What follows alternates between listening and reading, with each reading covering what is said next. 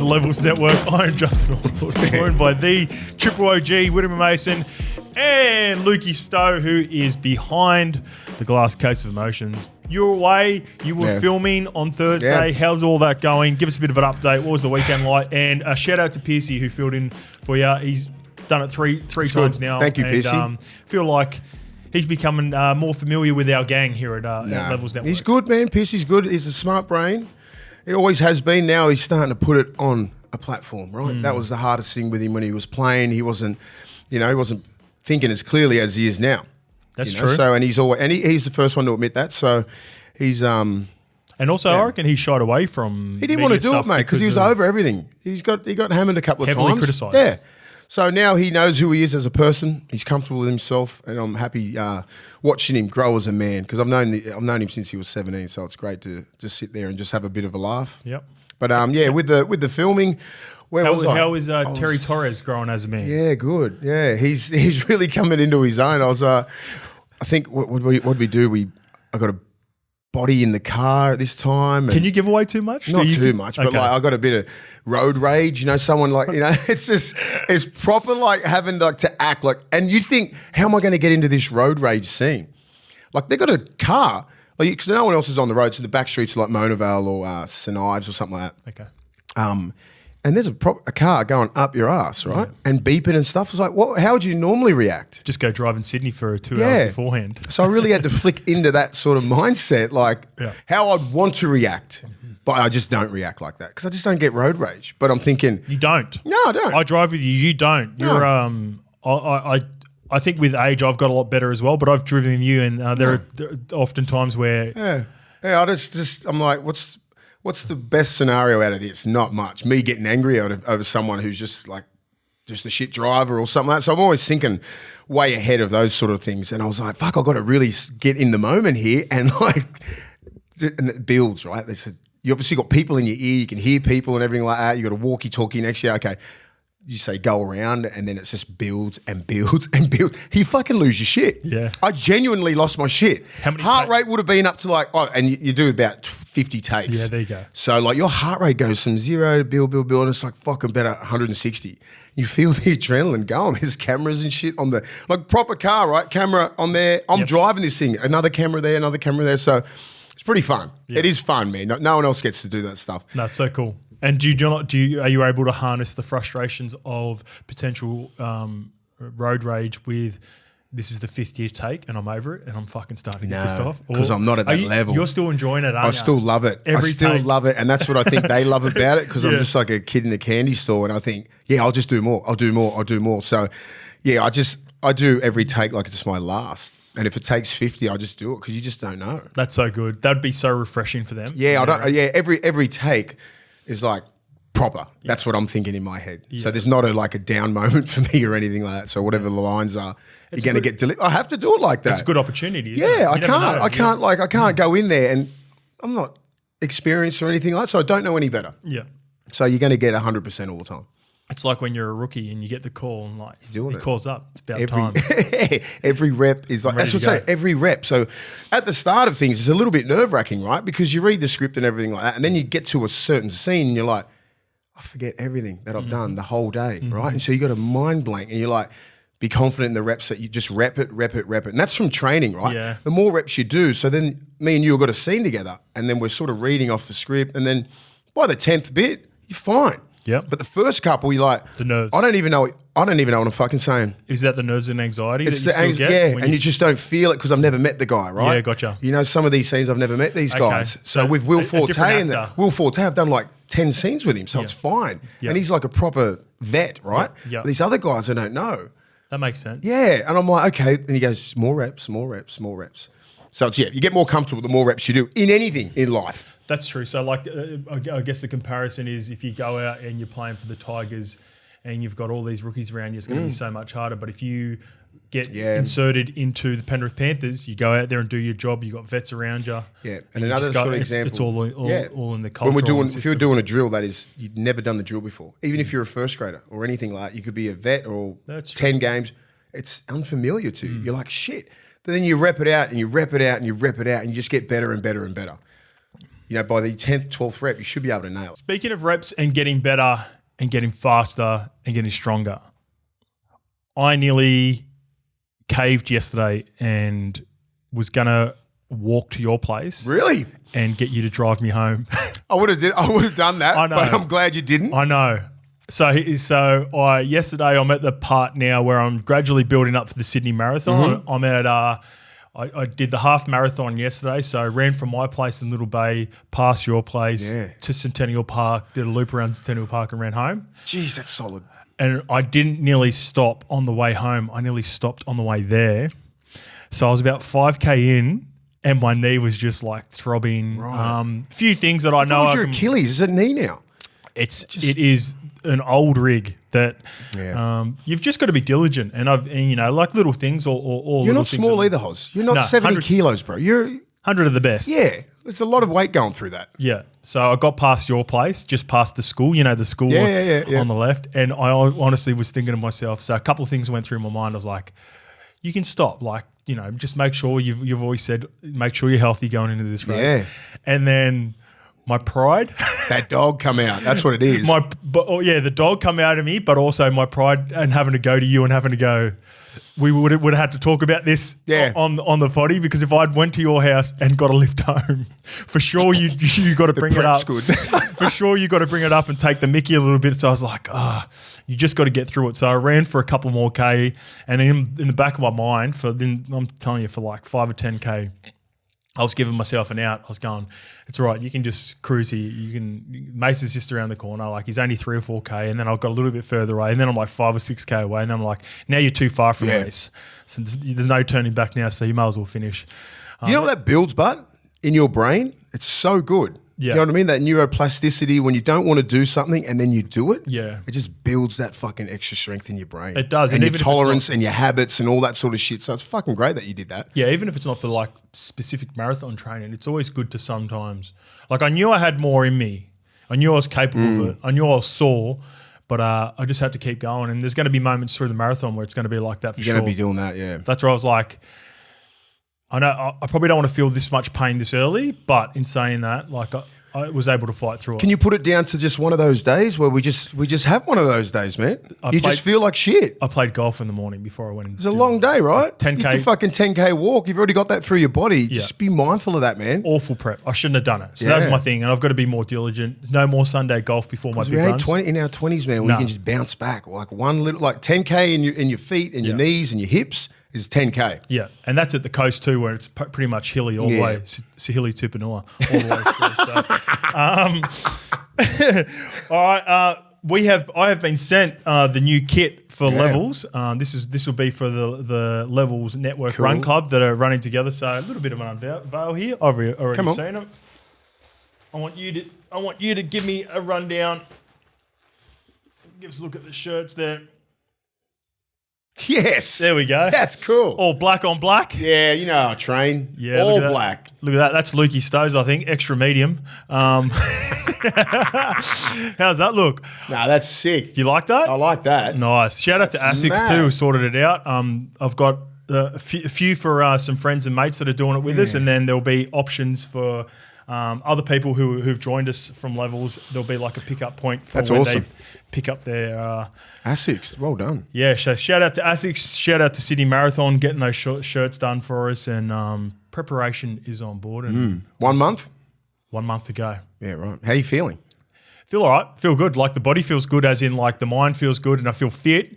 It's just going to be a bit of a slog. But like I said, I know there's a few things that I've been doing. Like, I've just got to cut out the golf. I can't be walking and playing golf twice a week. It's not like you got a buggy. You don't have a buggy. No, well, if I do play golf from now on. Get that. I'm playing with Fletchy on Wednesday. Me and Fletch play on Wednesdays together, and he's always in the buggy and I just walk. I'm taking the buggy option now. Get off your legs, mate. It should be just number one priority is finishing that fucking marathon. Yeah.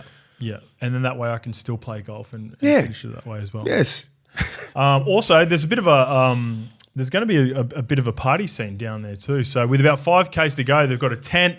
I believe, I know the Hello Sports boys are going to be down there. We're going to have a tent down there for all the friends and family. I believe there's going to be some beverages sorted out nice and early. Budgie Smuggler are going to be down there. Maybe the OG. I'd like you to come down for the last hour or so. Yes. and cheer us on. And it's going to be, like I said, it's going to be the last 5K. Yeah. So that's when you're going to need it. maybe you come down, maybe you chuck some kit on and run the last 5 with me. Yeah, No, I will. mate. I'll give you the last 5. I'm only kidding. But I'm pumped for it, mate. Ready to go. Let's get on with the show here. This one is from Binny Brass and Mace. You won't be familiar with this, but I'll give you a bit of a rundown. Mitchie talked about incentive around gold medalists for Australia in the Olympics. I believe 25 grand. All countries are different, but in Australia it's 25 grand. PC talked about a reoccurring payment maybe for the athletes. This is a fairly a level comment from someone talking about the difference between the Olympics athletes every 4 years comparing it to rugby league. So I think there is some middle ground that we can find. But this one's from Binny Brass. Hey boys, I want to start with saying no disrespect to the athletes, their training or accomplishments, but in regards to Olympian pays, I think it's basic economics. People watch the Olympics once every 4 years. Beside that, they don't offer much for sponsors to pay for. NRL play 8 games a week for 30 weeks a year, offering a lot more content. Hence why they can raise more money revenue, pay players better, and have more competition to get that pay packet. If they offered more content that interested more people, they could raise more money and they would be paid more respectfully. I think that's That's very spot on. That's a very level message, and I again, this was my frustration around some of the new sports that have been inserted into the Olympics. The fact that these athletes, specifically the track and the swimmers, who don't get a whole heap of money, even when they do get Olympic gold, this is their moment to capitalise on it. And jokes aside with what's happened with Ray Gunn, it's sort of taken away some of the, I guess, popularity for those athletes that have won gold and what they could potentially get off the back of it and promote themselves, because it only comes around every 4 years. And at this stage right now, I think Piercy said $100,000 for the rest of the year. I think it's way too much, but I understand where he's going with it. I think $100,000 for a gold medal is fair. I think I commented on Mark Burris's post. He said, how much do you reckon? It's weird that this question come in. How much do you reckon they should be paid? And I said 100 grand. 100 grand, good. I said 100 grand, and a lot of people they liked it as well. So I'm like, how many golds did we have? 18? 18. So I just think there's only a few of those people in that 18 golds that are going to go and earn money for the next 4 years. Jess Fox. Yes. She'd be one of them. You could... I don't think there's that many more. Like, she's got Kellogg, she's got I think Toyota. Like, she's got a heap of You know what helps? Red Bull. Like, she's the girl. The Fox sisters. It helps that they're sisters. Yeah. I think they can do a lot of stuff together. They market well. They're and they're very fucking marketable. winners, man. Good-looking girls from Western Sydney too. That's a very popular market at the moment as well. Like, I've known Jess Fox for years, man. She's always been that girl. Yeah. Okay. Like, I did that Hell's Kitchen that's right. with her. Sorry, yeah. you did say that. But like, she's very marketable. But you've got to fit the whole everything. You got to fit it all. You got to be marketable. You got to be fucking, first of all, unreal at your sport. You got to be a gold medalist, and then everything else will come. But like, she's the only one that's going to be making money for the next 4 years, for the next Olympics, and probably for the rest of her life if she sets herself up right. Most of the others aren't really going to make that much money. That's the truth. Yeah. And I just think it's because of what he just said. It's basic economics. It's only here every 4 years, and then we watch it for 2 weeks, and then it just goes away. Unless you're on that circuit all the time, when you're watching canoeing in the fucking French Alps and all that kind of stuff, you're never really going to support it. It's not on your mainstream free-to-air TV like we are. Well, even track like Usain Bolt, everyone watches Usain Bolt. It's an anomaly, bro. Like, that's once every 100 years that Usain Bolt comes. But even then, how much Usain Bolt did you watch outside of the Olympics? When Usain Bolt retired, right? Yeah. How many 100-meter sprinters did you know? Apart from this Noah Lyles guy who's only famous because he bagged the NBA players. Yeah, good point. The only reason why he come on your feed is because he hammered NBA players. True. And they started coming out, and he's fucking smart. Yep. Because he knows, like, they would come back at him, and now look, he's like that. That's true. Otherwise we're not talking about him. He's starting to become a bit of a villain in his own country. And he knows that. He needs to do that to be like that in the world. Because the Jamaicans take over the stuff. It's the number one sport in Jamaica. It's sprinting. Yeah. Not in America. It's not even top 10. So he knows if he can get into the 2% of that market, he's going to get those massive 10 mil plus Nike deals. Yeah. You're going to get that in Australia. No, you can't. You're not. And that's just that's the way our country's built. We have so many sports. 26 million people we've got. There's fucking 6 or 7 major sports. Yeah. You go to America, 350, divide that by 4 sports. Yeah. pretty much NFL and NBA over there. And baseball, you know what I mean? But like pretty much those guys. But even baseball and hockey, which are huge sports over there. They're massive, mate. They're not, I wouldn't say, I feel like NBA and NFL has transferred to other countries, even though it's like... Yeah, baseball won't. It's Japan, it's big in Japan and obviously the Dominican Republic and all that sort of stuff. It's still huge baseball, don't get me wrong. Yeah. But if you have a look at our market, like we can't fit enough sports in this country.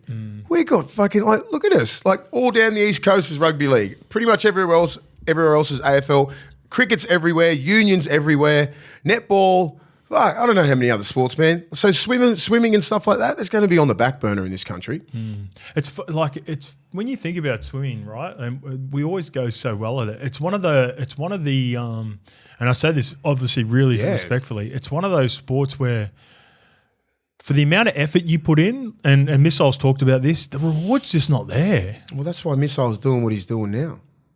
You know, and there's going to be a lot of people doing what they're doing. Yeah, you're right. You know what I mean? You sacrifice everything from you're like eight years old, or probably less, all the way to your first or second Olympics and try and win that gold. And once you do, what the fuck's happening now? Can I fall into the media? Can I fall into this sort of bracket? Like, it's hard for everyone to do that. As I said, you got to fit, you got to look a certain way to be on mainstream TV.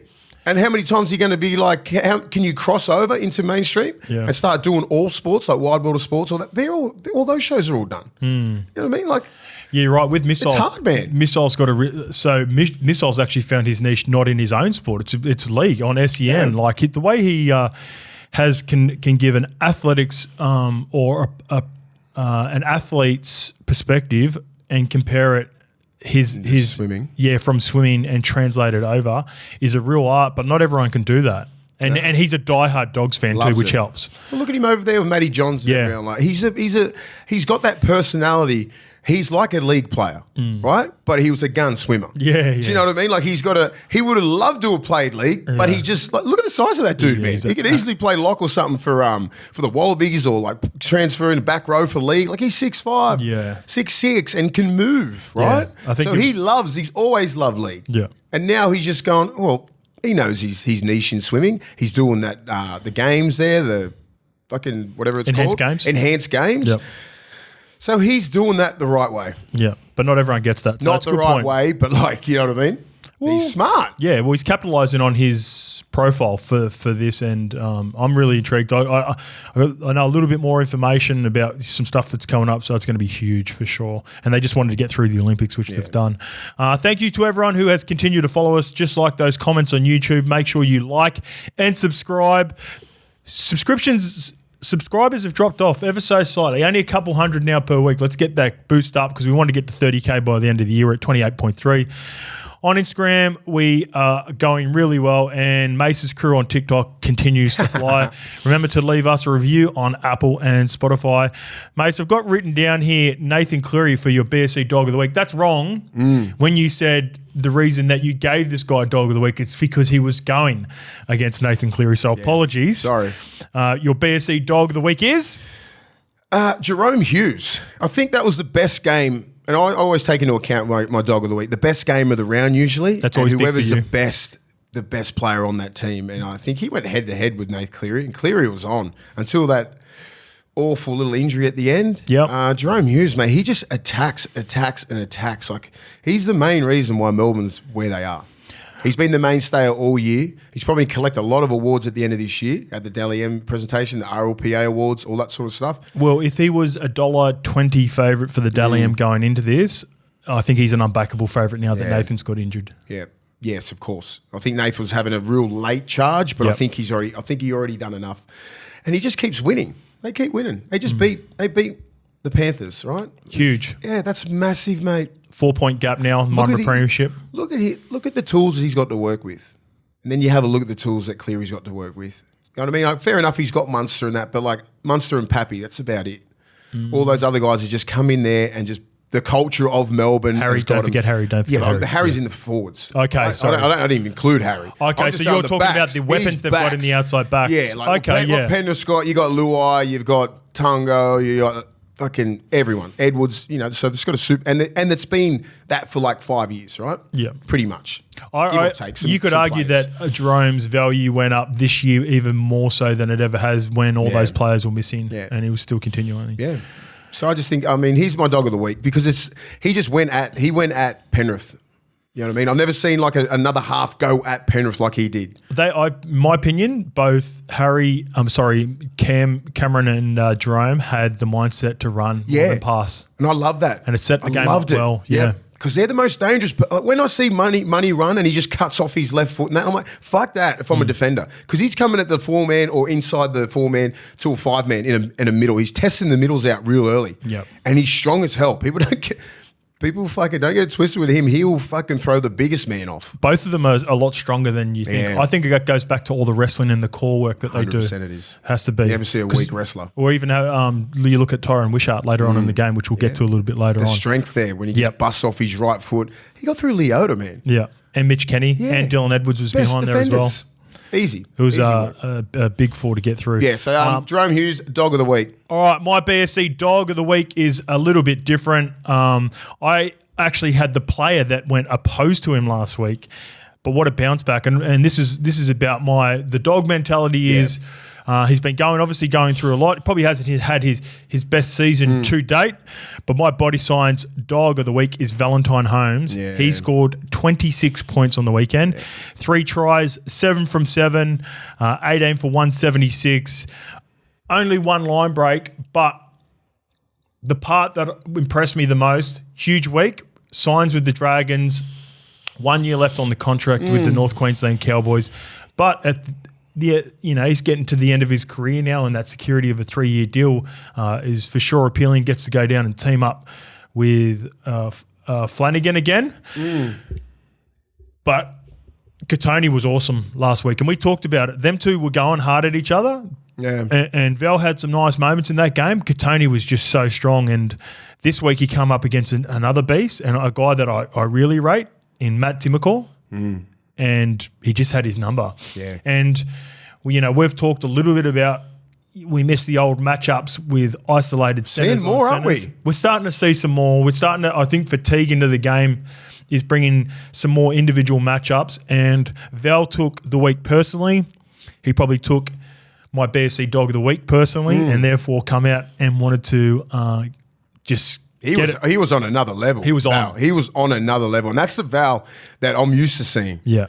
He's had a little bit of a down year, but he's still in Origin and he's still in like test contention and he's still like one of the best centers in the game when he does shit like that. People only talked about Katoni last week because he fucking got him at the end. Yeah. That mad tackle against Dearden and then that try. It was pretty even till then. Yeah, it was even. Don't try and think he smoked Val. Yeah. Nah, man. It was just he's doing Katoni Stag shit. If he dusted, because he dusted Val on that first one, but it was Val got him back. Yeah. There was moments where it was back and forth, and you got Katoni deserved it, like I said. But when if they can just clean up, it's just errors for them. Do you reckon it was a bit of a fuck you to the Cowboys too? Like you're losing me, or is that a happy departure?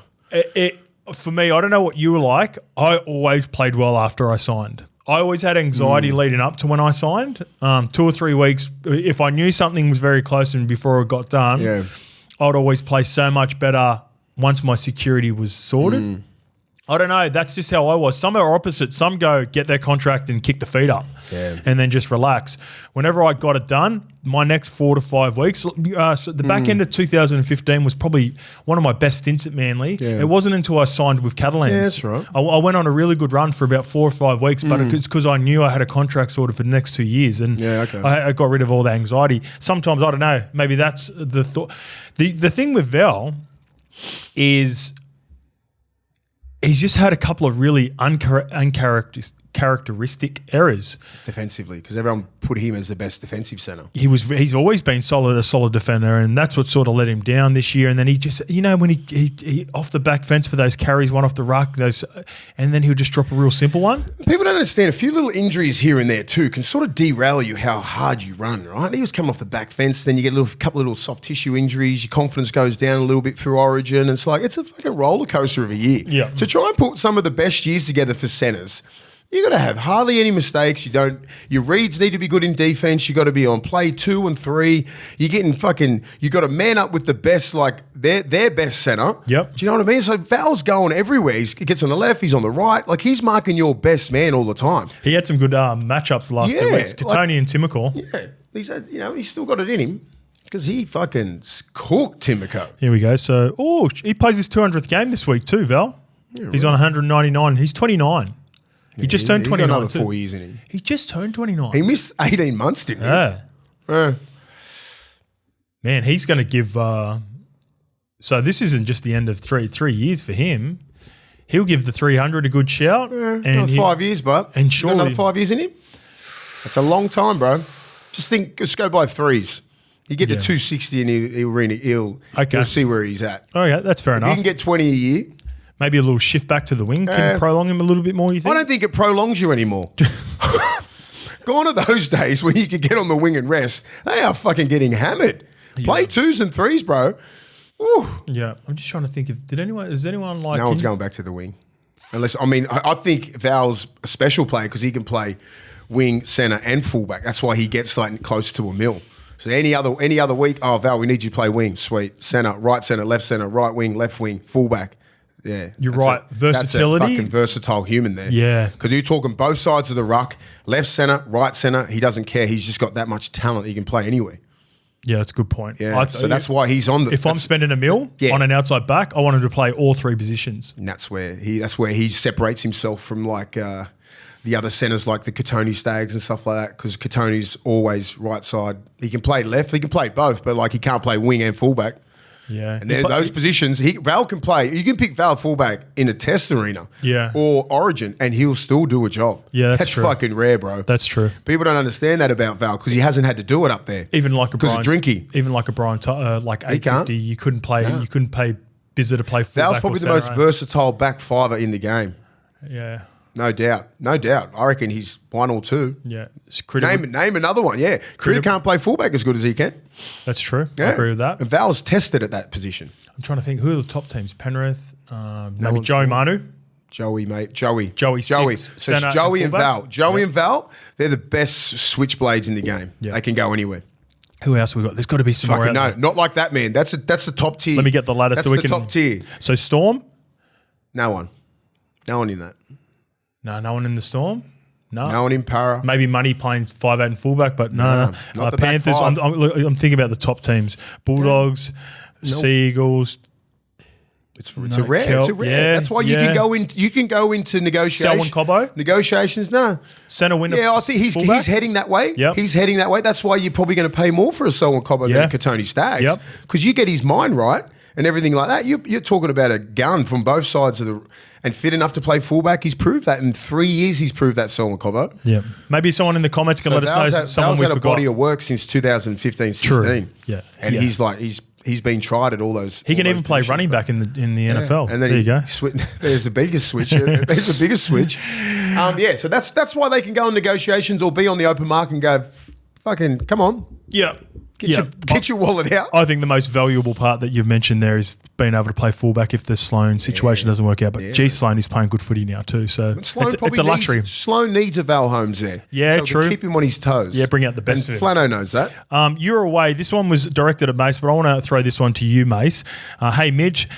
/Mace, please tell me why Freddie is never mentioned as an immortal. His record could be arguably the best and he's naturally the most gifted of them all. So Freddie played 336 games, 34 tests, 31 origins, captain I would have said about 70% of them, 80% of them, and 2 grand finals.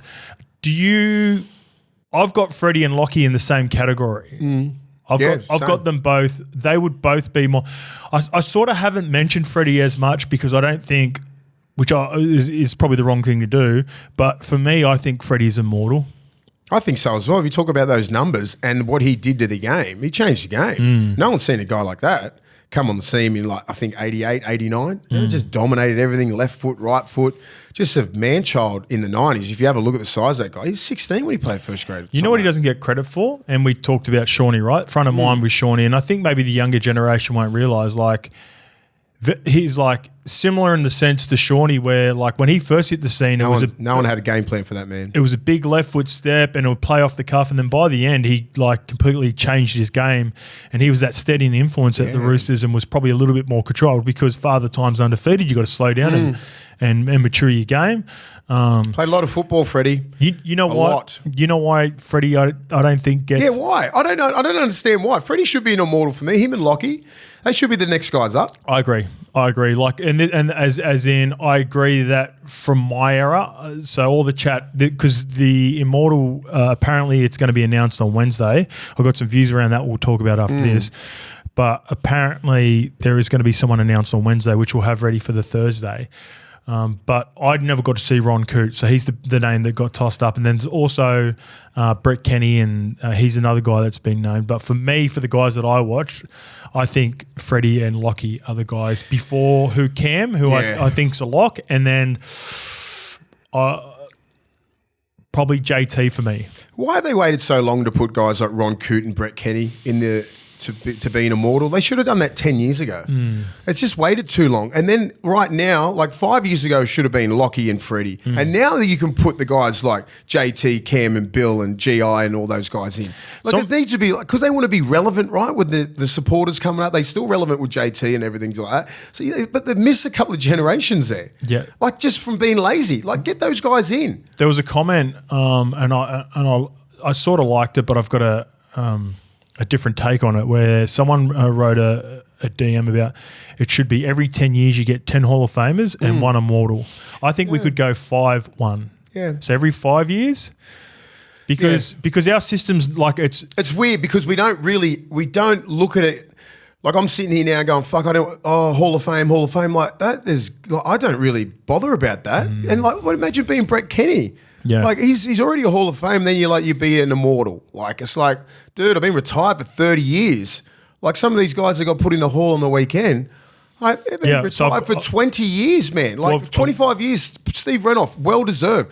Like Steve was already in there. Steve Renouf was already in there. But so these are the lists because you were away on Thursday. So Lionel Morgan, he's the first Indigenous player to play for Australia. He played in the 50s or 60s, I believe.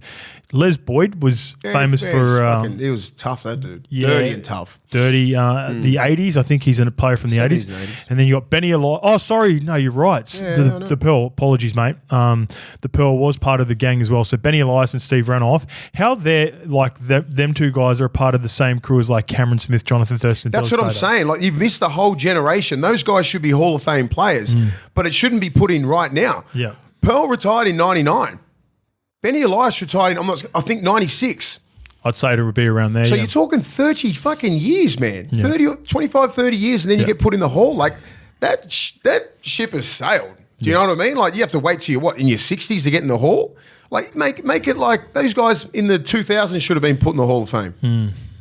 Well, here's another name for you. And I'll be like, no one would be fucking complaining about it. This one's from PVAA. Could Nathan Highmarsh be considered for the Hall of Fame? Surely underrated. Possibly too many people take his media personality into account. But a 300 gamer in the middle too. Shitload of games for Australia. Highmarsh is an easy fucking first ballot Hall of Famer. Yeah.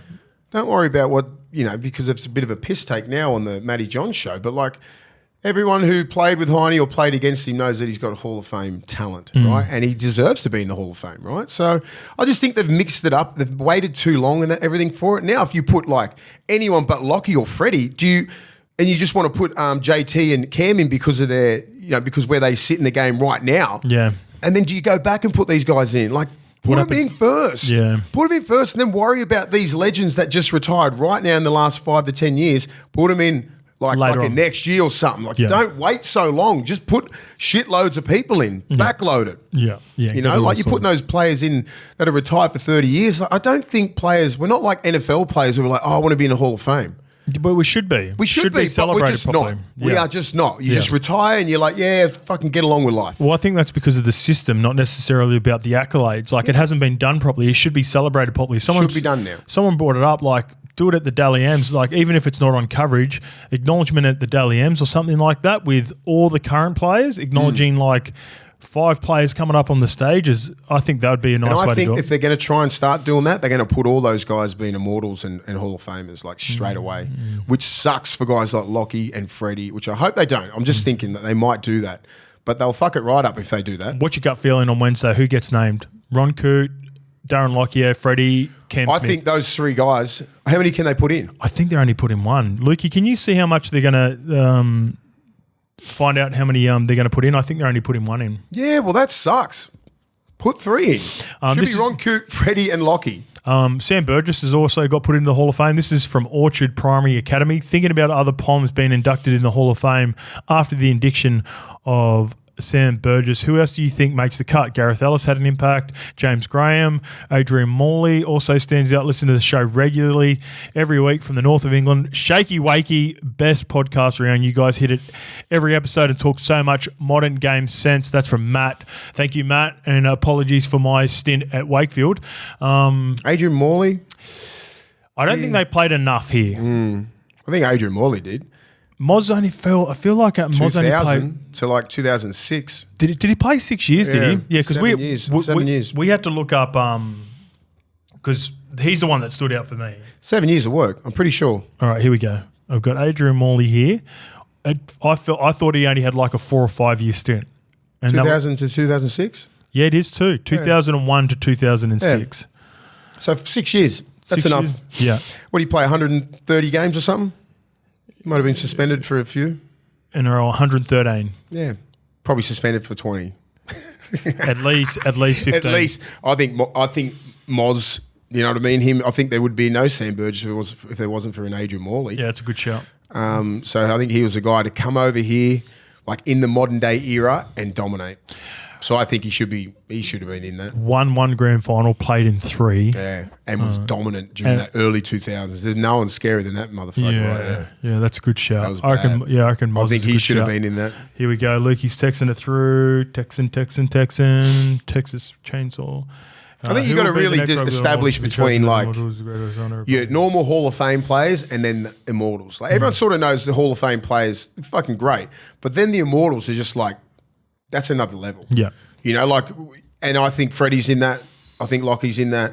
And then you got a guy like Ron Coote who changed the game back in like the 70s. You know what I mean? So I don't know enough. Yeah, that's what I mean. But I know Ron. He's a great human. And what he's done off the field. Have you seen much like film of him? Like, yeah, I have. He's a big, tall, rangy, like lock. Yeah, okay. You know what I mean? Like he's about 6'3" or 4. Like him and Bobby Mack changed the game. Okay. Like back then they were really mobile middles that you know, because back then back rollers weren't going wide. It was all in the middle. They started going out wide. No one could stop Bobby Mack. Yeah, okay. You know, so those guys changed the game. So I'm like, I look to those guys who point a difference in those eras, right? Yeah, they changed It's the Ron Coots, all those guys, the Bobby Macks. You got to pay homage to those older blokes who played through that era and just kept the ball running. I love how much, like, not only your footy IQ, but like your respect for history. You're really good at that. You understand like people that have become before you at the Dogs at New South Wales, and even some of the greats like this that are guys not like even Freddie on and Lockie that they're going to put Ron Coote in. Yeah. Because they know, like, looking at Ron when you go to Aussie reunions and that, like, he's one of the most highly respected humans that you'll ever meet. Okay. He's got that real triple OG, like, vet. He sits there, everyone will go up, shake his hand. Him and Bobby Mack, a couple of those guys are really successful off the field and on the field. And I think that has to go into it a little bit, like how he changed the game. There was some stories where he bought Kingsford McDonald's and he bought the King's Cross McDonald's, and he was sweeping the floors. And, what'd you do after you know, like taking the piss out because he's sweeping the floors of McDonald's. He fucking owned it. Yeah, he owned Kingsford McDonald's. Yeah. So little things like that. Would have sold that for a bit if he did. Yeah, and there's some. There's a heap of stories about Lake Conjola. He bought a heap of land down there, and he got about. I'm not going to mention them, about 5 South Sydney's best, and goes, "Give me whatever money you got." They were made like millions down there. How good's that? Millions. So little stories like that about Ronnie Coote and all those guys, man, they're fucking legendary because he's always looking out for his people. That's why. All right, here you go. So who will be the next Rugby League Immortal? To be chosen as an Immortal is the greatest honour a player can receive, and is widely considered that to earn the accolade he needs to have changed the game or had an impact beyond his career. The NRL noted ahead of the 14th Immortal being revealed next month. Lockyer, Kenny, Peter Sterling and Ron Coote are believed to be strong contenders for the accolade this year. However, modern-day greats Cameron Smith, Bill Slater, Jonathan Thurston and Cooper Cronk are also set to be eligible. They'll be eligible. I think if you spoke to those legends, the Cronk, Billy, Well, the one that stands, but they're going to be immortals. Just relax a little bit on it, right? Well, here's what I think. A guy, I don't know these guys personally like you do, and you've played with them, but a guy like Cameron Smith is going to be an immortal. That's what I'm saying. There's no debate. I think he might even be a little bit embarrassed if he gets it before. That's Darren. what I'm saying. Like those guys would be like, if you had a word to any of those guys and said, look, you know, because everyone knows Ron Coote ain't got 50 years to live. Like, I'm not going to. Do you know what I mean? Like, so if you met Ron Coote and you know what's going on, you're like, fucking put him in the Hall. Yeah, okay. He deserves to be in the Hall of Fame. Not Hall of Fame, fucking the Immortal. He deserves to be an immortal right now. Yep. You know, and you've got a chance to do it while he's still alive. Yep. Yeah, good shout. Don't wait until he's passed on. All right, this one is a couple of little cruisy ones from the YouTube. This is from Andrew Webster. And no, that's not the coach or the journo. Hoz, a non-related footy question. You're a Kiwi and lived in Australia for a while now. Are New Zealand pies much better in your opinion? Pastries in general back home in New Zealand are just so much better. Whatever they do in the bakeries, it's all time. Whenever I used to go back to New Zealand, probably wasn't good game prep. Is it the butter, you reckon? It's whatever they, the New Zealand butter? Yeah, probably the butter. It's Yeah. like the Frenchies, man. The butter's the best. That's why the croissants are the best. And baguettes. Lukey knows all about croissants. This one is from IPWIN Nism. Skip a scope, lad. What's your favourite? What's your favourite pub in the Riff? Surely it's the Cow. No, it is the Blue Cattle Dog. I'm an OG Blue Cattle Dog guy from St. Clair. It's a little bit different now. It's not as rough as it used to be. They got new owners in there about 5 or 6 years ago, but family friendly, and apparently you can get a good feed there. So that's my OG. Let's get into the games, mate. Yeah, man. Kicking it off, we talked about Jerome Hughes as your BSC Dog of the Week. The Storm 24 have defeated the Panthers 22.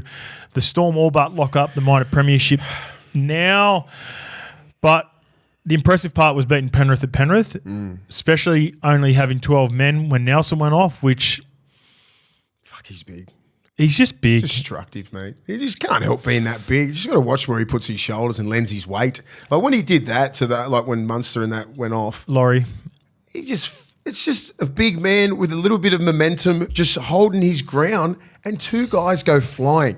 They're not dudes that don't know their balance or anything like that either. Like Money's hard as hell, like, and he's just bang into his head. My thing is a bad look, but I'm like, that's a big man. But yeah, I don't know what else Nelson can do. That's what I said. He just needs to know fucking the power that he possesses, right? When he's got a boat like Munster coming in there, he knew Money was there. He just didn't know he would go straight through Laurie into Money. Yeah, he didn't honestly know that But my thing is with this, and this is what Nelson's just gonna have problems with. It all happens so quick. He's just so big, mate, that people's head, the line of like Dane Laurie's head, just naturally, if it's last minute, he's just going to run into Nelson's shoulder. Like I generally was watching that game going, yeah, he's going to get 10 in the bin and whatever, it is the rule because he got like his shoulder contacts Dane Laurie. But is there a world in which if you're 6'5" or 6 like you, Mason Nelson, like you really got to consider like it's a risk having those players out there. The risk and reward is a lot better, right? Yeah, of course. Him out there, but like he just, as I said, it's just up to Nelson to go. Fucking, I can't go through with this, knowing that the game these days is all about head knocks and everything like that, right? He just got to fucking step back a bit, which is hard. Yeah, you can't teach that and you can't coach that either. What if someone tried to tell you self-awareness? What about someone who tried to tell you during your playing days, just don't hit as hard just in case you hit someone high? That is tough. You know what the thing is? It was never ever that case as well, and I can't think about doing that. Yeah. Like we're trying to tell Nelson. Yeah, that's what it's so hard. It's like we never got taught that. You go through everyone. And like things like that, that's happened in when I was playing. You would have had 1,000 hits like that again. Get up. Yeah. So many. Because the guy, if you just say it was Dane Laurie was there, like he knew he was going to get nothing out of that. Munster's probably the only one who's copping that.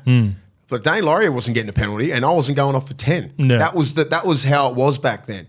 You know, like if you're a big guy, you play like a big guy. Yeah. There's a lot of big men back then, man. Yeah, you're right. Bodies were just flying. Well, the contact was different too. Like I know Laurie went off, but I believe he come back on. Yeah. I don't know. Munster's the one who got rattled out all day. Money got fucked up. He just sees angry, just like, God, no. And he was thinking, God damn it, Nelson. Yeah. Just pull back a bit. But he can't say anything else. You can't do it because you want Nelson teetering at that like bit of a psycho, presence in the middle, But it's a fine line with being that big there these days, man. Same with Jared, right? Yeah. Jared has the same problems where, like, you can't tell Jared Hargraves to pull up. Like, I don't want to. He's been doing it for fucking 10 plus years. Like 15 years, man. 15 years. Guy. And Sam Nelson's been in there he's playing his 200th game in a couple of weeks or next week. So he's like, here's a prediction for you. Or was his 200th, wasn't it? Nelson's? Yeah. 200th. Yeah, I think 200. I think so, yeah. Well done. I guarantee, and this is what I was thinking, like, this could be a really, with the way that send-offs and 10 in the bins are changing games, maybe something like this to Nelson or Jared happens in a really big game, in a finals game. What do you do if you're Belly? What do you say to him? I don't know. I don't think Belly says anything to him. Yeah. Maybe. You're not saying, like, just pull back a little bit. Like, it's just a fine line. The talks would be, like, just one-on-one. If Nelson's coming, you just got to fucking hold it a little bit. We don't want to lose you in a big game. Like, with like that, because Nelson could have, like, he come over. I don't know much more he can do. He was just leaning into the tackle. I'm just saying, him leaning into stuff. Dane Laurie is not you. He's not 6'4". He's probably one of the smallest on the field and light. Okay. So all he had to do was lend his weight a little bit, and bodies were flying. Yeah. If that was a bigger body, if that was Dylan Edwards or someone like that, he ain't getting moved like that. He's giving up 40 kilos to Nels. Dane Laurie. Oh, yeah, but Dylan Edwards is much bigger than Dane Laurie. If it was like a Moses Leota. He's bigger than Dane Laurie. He's stronger, probably. Dane Laurie's tiny, bro. Yeah. I'm serious. Like, he's a little whippet, mate. He gets through tackles now. So as soon as he met that so you reckon whenever he gets to that point with smaller guys, he's just got to be know if it's Brian Toto or is it, do you know what I mean? Like guys that are thicker, if it's a back rower, like no one would have cared. If that was a back rower, Nelson would have just lent weight and it would have been fine. But because Dane Laurie's given up so much weight and Nelson's coming across, it's like big man on small man. It looks awful. Yeah, that's the part of it. It does look awful. If Nelson did that to me, no one would give a shit. Yeah, you're right. I'll just get up and play the ball. Yeah. Oh, months to get up. Money, you know what I mean? Like wouldn't have happened because I would have been hit and then wouldn't have went through to Munster. One of the things that pisses me the most off is when Victor Radley gets hit around the chops and they just don't give him penalties. And then anytime he does anything close to it. And then why all of a sudden this week was the refs like cracking down on that? Because this happened on Thursday night and everyone's like, oh, because Fisher Harris hit us halfback, it's a penalty, right? Yeah. And everyone was like, does it happen like big on big sort of guys? You know You're right. And then they started ruling everything. When something reactive, gets highlighted on a Thursday or Friday night, they're forced to double down as the weekend goes on. Look what they did, and they ruined the whole weekend of footy. Cleary, let's get to it. So, not happy with that tackle, man. I've done my sublux in a very similar way. I subluxed my shoulder in 2012. I ended up missing about 8 weeks, and it was just a pain in the ass for the rest of the year. Because it wasn't on the tackle. Nah, it's like that. I got exact same way where I landed and I hit the deck and my arm was just a little bit extended. His probably wasn't as extended as much. He's just on the ground and someone was under his arm and over his arm and pushed it down. He was trying to get control of the ball. I don't think it was so nuts. Maybe I got to watch it back, but I didn't think there was all that much in it. But I remember just like hitting the deck and just going, oh. Have a look at the tackle. I'm not saying there's any malice in it, but I'm like, you know what? You know how hard it is to get levers and control and try to control people. Yeah, I think always ahead of the game with shit like that. Yeah, okay. But I just think it sucks for the game now. I hope the only good thing is he might be back for semi-finals. Yeah, there you go. Jerome needs to take the whole team again. They need to get back on board. And I think it's probably not a bad thing, right? It's a bad thing. Yeah, it's too close. We needed him. Panthers needed him. Yeah. To get on this run, get his match fitness back, because he just started getting it. Now he's going to miss another 4. I have no doubt that he's going to come back and they could go for anher run. Here's a hypothetical for you. Imagine his legacy if he does come back and they still win off the back of this now, because league wide, everyone was shocked. Yeah. There would have been teams watching. No one wants to see anyone fucking get injured like this, but when they do get injured, you're just like, that's what a chance. Do you want to beat a Penrith team with no Nathan Cleary? They'll have that against you too. You beat us, we didn't have Cleary. What would your mindset be? If you're that Bulldogs team, right? You're playing in the Bulldogs team 2024 now. Taking everything. You want everything, or you No, I don't care who's playing. Yeah. It is what it is. You know how hard it is. Like what Penrith have done for 4 years. You know how hard it is to do that. Yeah. To have every man on board. None of your big dogs missing for any of those 4 years, and everyone playing at their peak. Yeah, who has missed? No one has missed a big game. No one has missed like a grand final that should be in the team. Like they've had a full deck of cards, and it's fucking phenomenal how they do that. No one's blown an ACL, touch wood. No one's done any Taylor other May injury. a couple of years ago, but he was but Taylor May was his first or second year in the game. Well, Taruva in there, and he just comes from nowhere and kills it. Charlie Staines played too. Yeah, and Charlie Staines, and so they can. Yeah, it's been phenomenal. So, and even little things like this just makes it look even better because I thought he was done for the year, and they're like, oh, it's a 3 to 4 week. I'm thinking he's back in 2 or 3. Okay, so if he comes back and they win a grand final, Immortal. Oh, fucking whilst playing. But it's going to be phenomenal what they do this year. You know who's I guess is a little bit excited with all this too. We've seen it through the middle part of the year, but Tigers fans, Benji, now I know the Penrith Panthers roster is a whole lot better than at the Tigers, but now we're going to see not only Jerome go through a period where he controlled the team during Origin, he had really big moments in Origin, and now he's going to get an opportunity to go on a finals run. And for me, he never gets enough credit for playing through the toughness that he had to do. Because remember, he didn't just come back for the grand final. He played in the preliminary final against Melbourne, where probably a lot of people would have said, have that extra week off and save it for the grand final. That's why I'm thinking he's going to be back. Be first week of the semis, you reckon? No. I reckon they try to get through the first week without Nath, and then he comes back prelim, just like Jerome did. Do enough to get through the first week. If required, then once it becomes do or die, that's when they put him back in.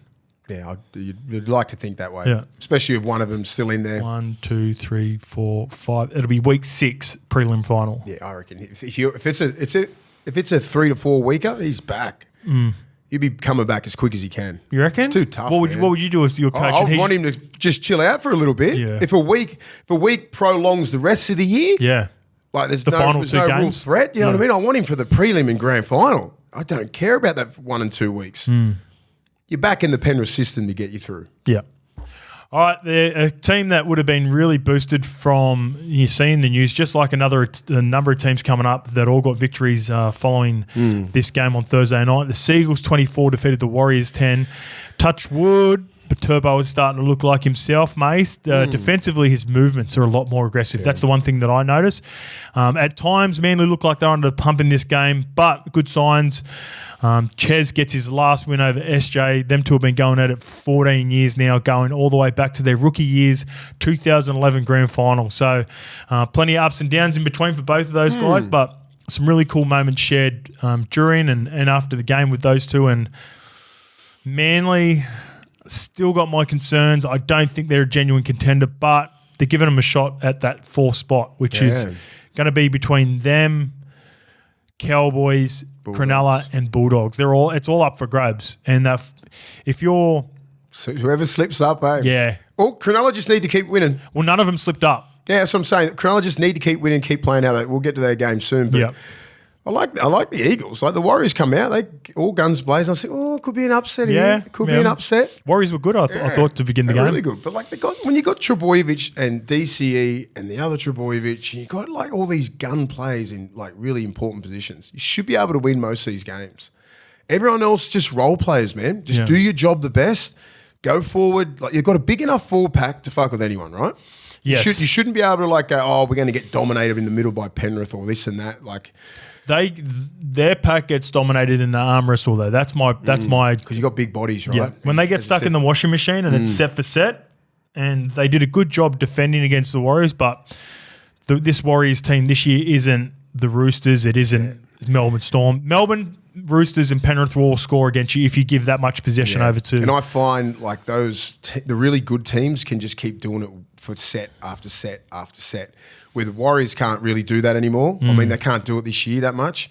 And Manly can for a certain amount, but then you go against the Penrith, Roosters or Melbourne, they predicate their whole game around that shit. The one positive for the Manly over all the other teams is Manly have beat all three this year as well. Now, different circumstances. The Roosters at the start of the year before the Roosters have figured out who they were. Manly, the Melbourne one. Melbourne one was a good one. I'm just trying to think back. I know Harry played in that game. I was around the Origin period. No, it was they've stacked their deck. They were all right. And Panthers were missing Nath, definitely. I honestly don't think Manly is afraid of anyone. Yeah. Although they can beat anyone. It's just I don't know if they can beat them consistently. It's the depth on the bench and the quality coming off the bench that worries me. You know, some of the guys that come off the bench are like played fuck all games, and I think in a prelim or something like that, or the second round of the semis, that's when they could come up unstuck. Yeah, and they only play like some other teams. They can get like 30 minutes to 40 minutes out of their bench. Where Manly, I think they only rely on them for about 20. Yeah. And they try to get most of their starters back on. As for the Warriors, funny old season. They get a good opportunity to celebrate Shawnee next week, their last ever game at Mount Smart. It's been sold out now for a number of weeks. We all know about that. I saw the guys down in Coogee. Yeah. I saw Webby. It's just one of those years where it's like some of these games that you think that you're going to win, you just lose by losing concentration for like 10 or 15 minutes. Yep. And then your season's gone. Yep. You know, you can have a look at some of these teams that will go through. You're like, there's about 6 games where you're like, fuck, we had it. We thought we were going to win, right? And we just let it slip. And that's what the Warriors are going through this year. But it was good to see SJ. They all come up and shook my hand and said, what's up? Had a coffee with them. It was good. How ironic is this is that Shawnee will play his last game at New Zealand this week, and they've got the bye last round, but his second last game's at Cronulla. Oh, really? Shit. So his last ever game will be at Cronulla. That's mad. Part of the story. Yeah. He's such a good guy, man. He's been so good for the game. I didn't realise that until I was having a good chat with him. He's such a fucking beautiful spirit, you know what I mean? Like he looks at life different. Have you, outside of the All-Stars game that you played in, have you had much to do with him since then? Not much. Yeah. I haven't seen him since 2013, face to face, and we just come up. It's like we never stopped talking. His outlook on the game and like going into into retirement. He asks a few questions. I said, you'll be fine, man. Every time I see what you love, bro. Yeah, every time I see him speak on content or get interviewed, you can tell like it's never cliche. He actually thinks about the answers. For the most part, he answers them as honest as he can. Now, you've got to be a little bit diplomatic when you're guys like Sean Johnson and even Daly, like, for example. Like, I see Daly speak sometimes and I'm like, he's telling pretty much 90% of the truth now. He's so confident in who he is. He's still got to play the media ever so slightly. But it's good to see those guys come through, like, play a 10 plus, 15 plus career and, like, being successful and everything. So it's good to see those guys get to the end and be fucking normal, right? Yeah. You can walk out of the game. That's what I said to Esha. I said, you've decided to leave the game. The game hasn't left you. You've had a lot of suitors want you for next year, but you choose. I said, that's a powerful thing. Yeah, that's a good Don't think point. That's not powerful when you're in 5 or 10 years from now. Some of your mates going to be going through that shit that didn't get that opportunity to finish on their terms. Yeah, it's very important. Good point. I said, that sort of trauma that haunts a lot of players when they're in 10 years from now. Don't worry about now. 10 years from now, like, I didn't finish on my own terms. I see that shit with like with some of my players that I played with. I got mates the same. Yeah, it's important. It's important to finish on your own terms. Don't let the game fucking dictate when you're done. You fucking go out on your own terms. Yeah, well said. And in the future, looking forward, I thought Metcalf showed some really good signs. He will be important and for them in 2025 and who they partner with him because I think he's going to be 6 for him. All right, the Roosters 38 defeated the Eels 14. Once again, the Roosters take care of business. Most pleasing part for the Roosters, in my opinion, it's a bit more of a team effort, this one. I think they've been so Sammy Walker-centric of late, which is fair because they want him to control, and that was probably one of my concerns before. But his short kicking game is disgustingly good. Was so good in that weather and that stuff. I was at the stadium. Talk to me about the stadium. Oh God! So I was at I was with the Sunny Nights crew with Will Forte and like the directors and all that sort of stuff. I said I'll meet you at the Light Brigade, and I was at the Light Brigade on the roof really early because I just finished stuff with Channel 7. I was like, I'm not going to go home and then go back there. Where's the Light Brigade again? It's on in Paddington. Oh, yeah. On Oxford Street. No, yeah, I do know on the where it roof. is. And I was looking that way towards the city. It was beautiful, right? Yeah. It was clear skies, but I saw this fucking big lightning bolt go through the clouds. I'm like, oh, shit. And then by Go the time downstairs. they all got there, so give it an hour, Yeah. and then they all got there, and then it just got cleared because the lightning was so bad, the whole skies, and then we just waited on the middle floor until it stopped raining, and then we walked down to the game. Yeah, nice. Ground is beautiful. Allianz, just the actual stadium is ridiculous. The What about ground looked fucking awful. Yeah. Looked like some local league ground. Well, what's doing there? Because they spent so know. much money on it. You look at the biggest concern is like Drainage. obviously it was pissing down in Brookie, and Brookie looked so much better than what Allianz was. It looked awful. I don't know who the greenkeeper is, He's- but he had a day off. Yeah, they're having there's Groundskeeper Willie. whatever's happening with them. There's going to be a look into that for sure. It's like it just stayed there. The rain just Yeah. stayed there. The drainage, you're spending millions and millions of dollars on this Yeah, what's thing. doing? Jesus. Yeah, someone will have to answer for that for sure. Because you can't have that That looked awful. in a finals game. Like if they move, you just say if they force a team to move who's up the top of the ladder to Allianz and it rains and it's night. like that, that's a bad look for the game. Cheese is really good. Sorry, especially when Brookie's looking impeccable. Yeah, that's weird. Brookie. Yeah. It should have been opposite. That's what Yeah. I mean. Like Brookie's looking fucking unstoppable. In saying it, they changed Brookie a couple of years ago for the better because it used to be The worst. the worst, so heavy. On Now sand. it's a fast track. Yeah. Joe Manu looked really good. He looks like you sort of forget about Joe Manu sometimes with Roosters. He's going to be required in September. Big time. And he could – I think now that the competition has opened up, This is the guy. he's the guy. Yeah. I need 20 plus touches from him every game from here on in. Yeah. Like everyone's on board. I know the Roosters mentality. They can get behind some players and get behind a movement, right? Which is like the last dance. Don't think for a second they're not like in camp in like every single week. Going, this is the last thing. Look at the amount of troops that are leaving, man. Yeah. Especially JWH. Just that one human can get everybody Kiri. on board. Yeah. Kiri, beloved, 2 premierships there. You know what I mean? Like so. The right side. Joey Manu, like it's the end of an era. If they don't get this one, it might be a bit. Victor Radley, Sam Walker, Joseph Manu, and Dominic Young. That's the best right side in the game. It's a fucking good right side. And now I keep going back to it. There would have been a number of teams just watching the game on Thursday night going, a little smile on their face. And Roosters are definitely one of those because even though I've been critical of them against Storm and Panthers, I think if they get themselves, they're definitely capable of knocking them off in a finals game. You said at the start, right? And it would have been so much easier for them to do it if they knock off a Penrith team, potentially week 1 of finals without Nath. Yes. that's what it's looking That's like. the big one. They'll get Penrith week 1 of finals now. It's all but locked, in my opinion. Yeah. 2 versus 3 out at Penrith. Would you rather that if you're the Roosters or if you slip one spot and you're at 4th and you'd rather Melbourne? They don't want Melbourne in Melbourne. Do they? Now there's no Nathan. I'd probably lean towards Penrith. Well, what if there was a Nathan? Then Melbourne. You'd rather Melbourne in Melbourne with their record? Yep. Yeah? Shit. Yeah, okay. What do you reckon? What would you want? Oh, I just think that last game scarred them. Which one did they play? The one that when the Roosters went down to Melbourne, it was like 19 out of 20 that they've lost and all this sort of shit. Now it's like the record looks awful. What about the other 10? Surely that scarred them as well. Or it's just the last one? Just the last one. Yeah. That's the one that I realise I'm like, they don't really have Don't have the answers? the okay. mentality or the answers to go down there and makes defeat sense, them in that. And I'm like, maybe in a prelim, wherever they play that, it was just a really big game, all in. Then I'll back the Roosters. Yeah, okay. Other than that, if it's just a fuck around game 1 versus 4, no. You want to delay that. Yeah, okay. So who are you going with? You prefer to play Penrith or Melbourne week 1 if you're Penrith. Yeah, Penrith On with a no sitting Cleary. third. What about if Cleary was playing? That sucks. Out there too. Still Penrith. I'd still rather Penrith. Oh, fuck. That's really huge. test it. Yeah, Okay. I don't think they're that scared of Penrith. Do you reckon they're scared of the Eels? Petrified. Mate, they can't afford to have 12 men go down.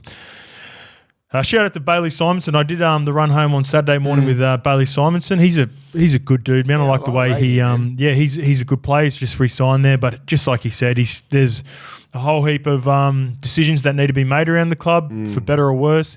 Luckily, he's one of the better ones. He's been able to resign. He resigned for another 3 years, coming off an ACL injury. Yeah. You know how tough that can be. He's good, man. Yeah, and he's very versatile. He can play winger and centre for him as I well. rate him. But not much on the Eels. This is just where they are. They've got a huge game coming up last round now against the Tigers potentially because they're both now on the same wins as the Tigers. Yuck. Yuck. Fucking yuck. If you're para, come on. Man. Yuck. Disgusting. All right, let's get years, man. Let's get to not yuck. Let's get to their flying, their grouse. The Bulldogs 30 defeat the Dolphins 10, and I've got written here grand final week race. Now, there's been all this chat about a 100-metre race. I think maybe even Gus has got the ball rolling with this by the sounds of it. I've seen it, a number of people talking about it in content. Roger Fabry's been trying to get it for years. Well, yeah, but Roger's he's not in the inner sanctum. Like Roger, he just wants it right at his joint. Yeah. Roger's been obviously training a lot of these players, so he's been talking it up for a while, but I think it's all to do with, what's the word? Insurance. Yeah. Why can't I get that out? Yeah, so insurance purposes, like for him to hold a race like this, you need all the clubs on board and therefore the NRL on board. Yeah. Like if someone does a fucking hammy or something, Roger couldn't afford to pay the clubs and all that. So pay in IOUs. If everyone's on board, Hammer beats Fox. We know that. Yeah, that's quick. I don't think Fox is firing on all cylinders at the moment with his hamstring that he done. Like he done a fucking grade 2 or 3 hamstring. So that's good. He ain't going to be peeling off at 100% for the rest of the year. And also Fox 5 years ago is a different beast. Yeah, when you get like something like, he was out for 8 weeks. You know what I mean? He's only been back for 3 games. So I never expected, at the start when he come out of the blocks, I was saying I'd give him 50 metres if he's in the clear with a guy like Hammer. Because Hammer just don't stop, mate. Hammer looked like gliding at the start. Did you see it? He just wasn't having a crack, and then next minute, bang, got him. Hammer always to me looks like he runs as fast as he has to. He's like Matty Bowen. Matty Bowen used to do it. He goes just as fast, so you just couldn't get him. And then if he wanted to turn it on, he smokes you. Yeah. He got the one and only Craig Gower one time, and he come off a little late inside ball from JT. And just say the sidelines there. He just pinned it like that, and Pig is Craig Gower, had a great angle. And this is after like we've toured together or something in 04, so it was about 05, peak Mango, right? Yeah. He slowed down and looked at him and then just went boom, like the fucking Roadrunner. Left Pig in his wake. I always associate Matty Bowen with probably the best short area quickness. I didn't know he was a long distance. He had it all. Did he have it all? Before his injuries, yeah. Okay. He'd get quicker. Yeah, he'd get quicker. Yeah. He'd get you in the first sort of 20 or 30, and then like if you want to go near him, just don't embarrass yourself. Yeah. Craig Gower. Yeah, so going back to Hammer and the Fox, yeah. I see Hammer sometimes when Hammer makes breaks, he sprints for the first 20 so he can jog the last 20. That's what it looked like. You know what I mean? Angle there. He was there. He was there, and then it's like that, and he's coming, and then it's like, oh, you're done. Here's what I reckon. Here's what I reckon happened. I reckon he's like, I'm going to chase hard here and just keep Fox out, and then 30 to go. Yeah, he got to about 20, 30 out and went, fuck, I'm close enough. I've got to tackle him.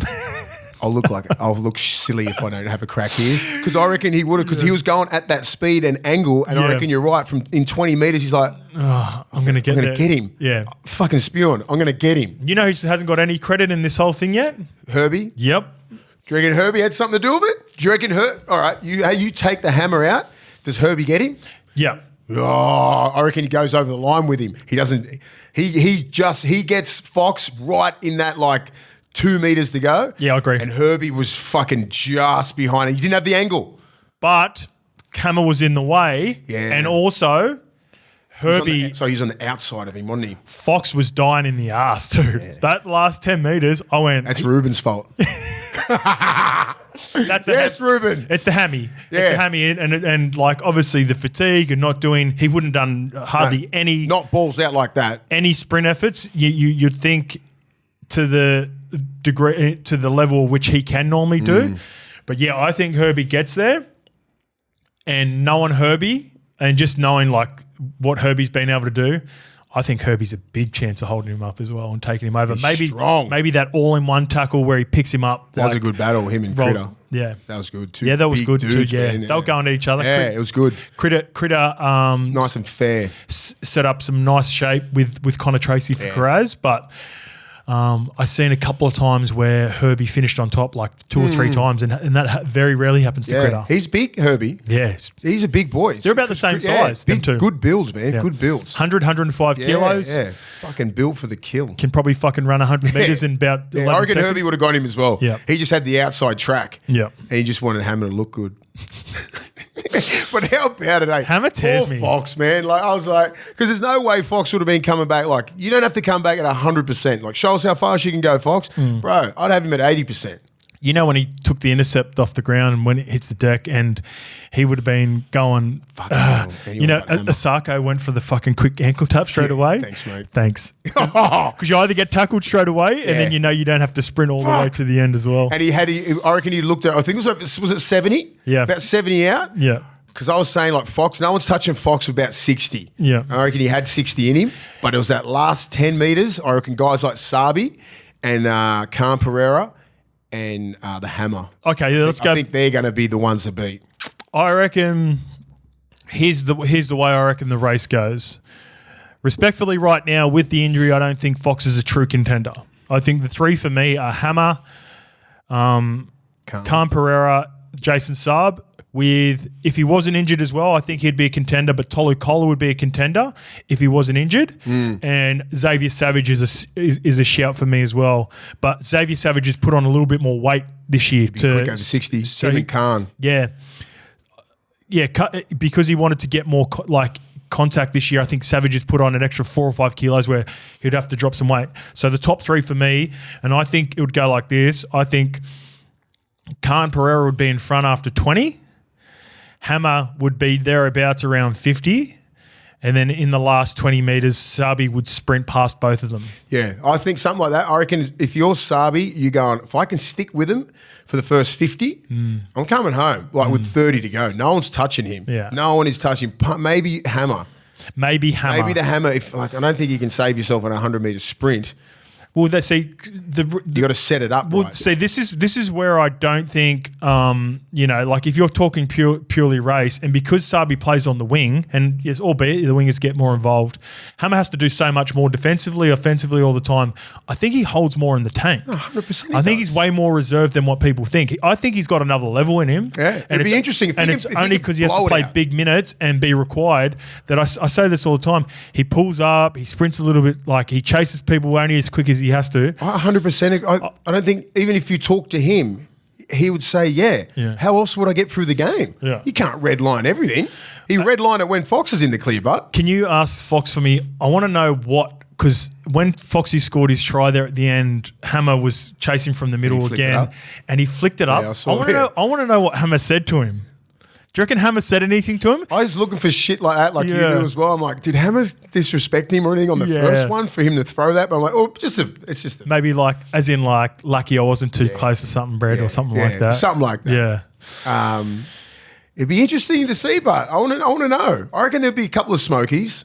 That's enough about the race though, mate. Let's get on to the actual game. So at the start of the year, respectfully to the Doggies fans and to you, Mace, I had the Dogs as my spoon contender. Remember? You did, spoon. Yeah. Then halfway through the year, I really started looking at them, watching them play. I'm like, man, these guys can make the 8. And then about fucking 3 or 4 weeks ago, I'm like, these guys can make the top 4. After the St. George game, I was sold completely on them. They could win the comp or fuck around and get to a prelim. That's what I'm thinking. Well, I'm with you now. I think they can win the comp. But St. George, even Canberra game, I was like, I saw glimpses. Okay, we're a top 8 team. What about the Dragons game then? That's what I'm saying. So Canberra. What about it? What made just the way that we defended. Yeah. Defended, and then had the strike to score tries and then just keep fucking defending. Yeah, I'm with you. The kicking game, we've got the kicking game to get out of, we can have the worst set in the world. Birdo can kick it from the 30 and land it on your 10. I reckon you have that 3 sets a half where you make 25 metres and Birdo kicks at 60. Yeah, because most teams, they probably don't respect our back 5 as much as they should. I think it's the pack. Yeah, I know. They think they can get at Fox and Carraz and Tracer and Tracy. Yeah. And you think you can get at those guys, pick them up, drag Dolan back. Then you got Critter and you got Bronx Cherry, right? And then your forwards, everyone's sort of disrespecting us and thinking they can come out and really stick it to us and ragdolls and go through the middle and play that mentality. They just keep turning up. Sherry and Critter do so many tough carries. Fuck, mate. Tough. And Tracy. Yeah. Tracy's your Dylan. Carraz is getting fucking 200 plus a game. Yeah. I expect that from the wingers. Centers don't chip in like the way that Cherry and Critter do with tough carries. They don't run to get meters. They run to set it up for someone else. And it's a selfless way of playing, right? And you're going, okay, well, I'm going to sacrifice skipping over, try and find a crease, get to bang, find it, take the contact, and it's team mentality first. Team first mentality, right? So, yeah, until the St. George game, I was like, yeah, Canberra, they come to play, right? And I'm like, and we still got and most of the guys know taking any glitz and glamour off that game, but most of them were sick. About fucking 6 or 7 players weren't even going to play against Canberra. I knew that. I was just like, I just didn't use it as an excuse. Then you look at the game and you knew that we were a little bit off. And then they still had the team to get out there and get it done. Critter got it done. Cronulla had a virus go through them as well. So it must be all the teams that get in it and training and playing against each other and passing it on. So that makes the win even better considering they went to Bundaberg too. And then Canberra come to play. Yeah. Everything was in for that game. Yeah. Papa's 300th. And I think they haven't been the same since that game because they were really up emotionally for that game, physically, everything. And then you come out of Belmore with nothing. Yep. And that really got us going because the first time the team saw the supporters be like that, they're like, okay, St. George, they're like that as well. But we fucking really solidified against St. George because they're a top 8 team. They're a good team. They're tough. They are, yeah. They're tough. And we went to their ground and fucking good point. It was a beatdown. All right, yeah, I'm on board as well now. And now this one, Dolphins all in to play as well. Talking a top 8 position. Yeah. You know, like and then Dolphins go up there and then fucking do this to them. Yeah. But be patient in the way that we played. And methodical in everything, and trust the process. Yeah, and then you're going to get these guys slipping, like TPJ coming over on an edge. You're trying to get those guys to play like that in the last 10 or 15 minutes because you know you're fatigued. But we didn't pull the trigger straight away, and then kicks, bang, was patient, left foot, offload, and then Birdo, bang, dummy, all that kind of stuff. Like the game was close up until that that's what I'm saying. But like those crucial moments for our 2 best players to pull the trigger, Birdo first, and then kicks. Fucking game over. Yeah, when everyone talks about the X factor on the left edge, they haven't really been required too much. Like in terms of like, Matty Burton's come up with an intercept in the couple of weeks last week or whatever, and then the Bronson Cherry's had some nice moments, but it was nice to see Kicks have a moment like that. And because he's been struggling to come back from that hand injury as well. I mean, he's been out there, but he hasn't been himself. But these guys like Birdo on that, they want to see a middle like big TPJ. Unfortunately, it was big Tavita. He was coming around that short side. Big guys, you don't want to be off the line sideways like that, right? He got dusted twice, and he got done twice because he was filling in for someone else's position because you're trying to get that right side back row to come in at marker, and then you get these guys just sweeping, and it's fucking when you're sweeping, like it's hard to have your body language going straight off the line. You sort of go into that mode as well, and you get bang. On the inside, got caught twice. Feel like you're out on an island when you're in that. And it's a trust between you and your markers, and that's a defensive lapse from those guys. But it was great play from our guys. 18-10 down, deep in the second half. Dolphins fade again. Is this still a pass mark for the Dolphins for you, or once they get themselves in these positions now? This is twice where they had a dramatic fall off last year after probably 10 weeks. Yeah. This one they've got to about the 20-week mark, and then now starting to fade. Can they extend that another 4 or 5 weeks next year, get themselves in the finals? Because they're not going to play finals, I don't think. I'm putting a line through the Dolphins. For this year? Yep. I don't think they're going to make the 8. I think I've seen more consistency out of the Dragons, and just that win-loss record that the Dragons have got sort of gets them home because... I like the fact that no Flegler, no Tom Gilbert, and Jeremy Marshall King at the back end is crucial. Yeah. And you're still nearly getting the job done. Do you know what I mean? Like, it's like Katoa's going to be better next year. Nikarima's going to be better. What do you reckon happens with the Melbourne OGs? Kafusi and Bromwich best players, man. Fuck, he's awful to run at Kafusi. Kafusi's, as in, do you think, how long do you reckon they've got? Do you reckon they've got 2 more years? Do you reckon they've got one more? I think Kafusi's got 2 or 3. Yeah, Kafusi's. And I think Jesse needs to just renegotiate every year, just do year-by-year contracts. He's done enough in the game. Yeah. It's up to him whether he wants to play on. But God damn, you have to check yourself now when you see Kafusi on that inside. Like Birdo, we got Birdo and Curran, beauties. He got who got Birdo? Someone got Birdo. Kafusi. Yeah, Kafusi got him. There was an obvious one. Ray Stone. Ray Stone, and he didn't like it. Yeah. And I was like, what is he angry about? Raystone he got him a good one, but I think Birdo was just like fucking over it, right? Well, you know, you can tell when. And I love that. Sorry, I love that about Birdo because he turned into a dog after that. You also, it definitely sparked him. But also, when Reed Marnie doesn't get involved, you know that there was nothing in it because Reedy was standing behind, and maybe because like Ray Stone's his boy from back at Parramatta. Good hit. Reedy was just standing there going, "Come on, play the ball, get up, play the ball." Yeah, and that's the beauty of it, right? He's like, okay, well, he would stick in, he'd put his nose in anything. Yeah. What about with TPJ? Just he knew it was coming. That was mad. I was like, oh yeah, you don't want that smoke, Reedy. What about Reedy going to the fucking... fuck, mate. Try to whinge about it. What do you say to the ref? Yeah, he goes. Just went over to say hello. Yeah. Oh, I love him, mate. Yeah, I think Raystone got him a beauty, but I like the fact that Birdo like it sort of pissed him off, right? Do you know what I mean? Like, I don't know what it was. I don't know what it was because I don't know why he was having a crack at like when he hit like Raystone because I'm like that's a legit good hit. Yeah, he just didn't like getting hit. Yeah, and he got sort of ragdolled. Yeah, he didn't like it. And sometimes I think that's a part of Birdo's game where he can take it to the next level. I think sometimes you can't rely on the opposition to get you in the game. He's a bit too cruisy. Yeah, same as Katoa. Yeah. On the other side, I think we've got some players now in the competition that are a little bit too cruisy. Got to get, if you're going to take your game to the next level, you got to make it like personal. Yeah, and Birdo's still learning that, man. He's 23 years old. Yeah, that's the thing. But little things like that, like he needs to take the game on.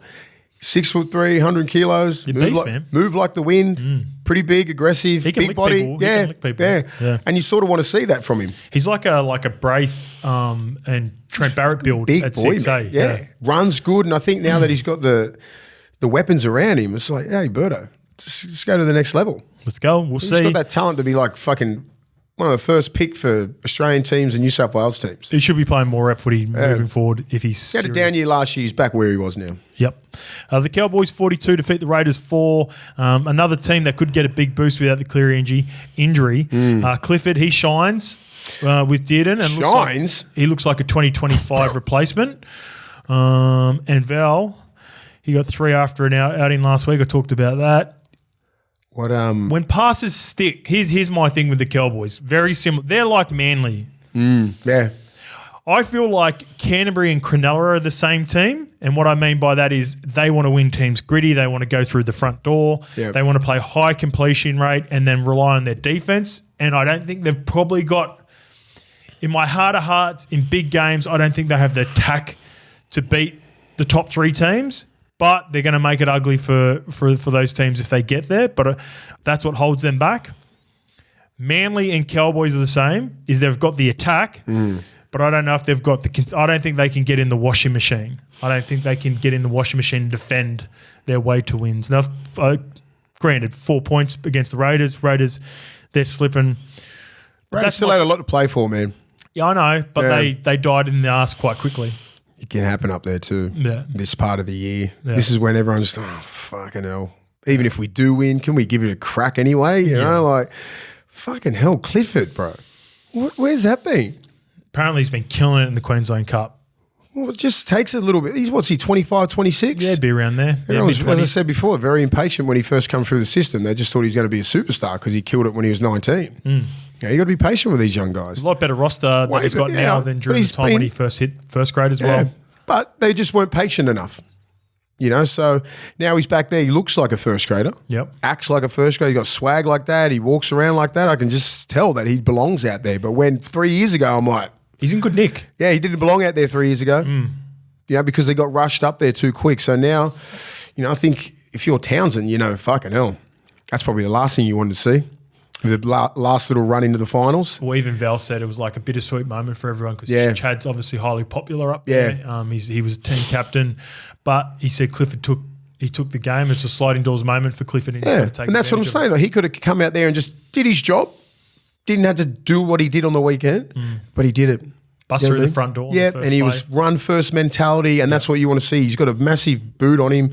He tackles well. He's got all the weapons to be a really good half in the game. That's where I think he's so much more valuable than Chad. He runs. Game. No, he's kicking and run game. Very important. Yeah. If you're a half, you want them both to do those excellent. Yeah. So great work for Clifford.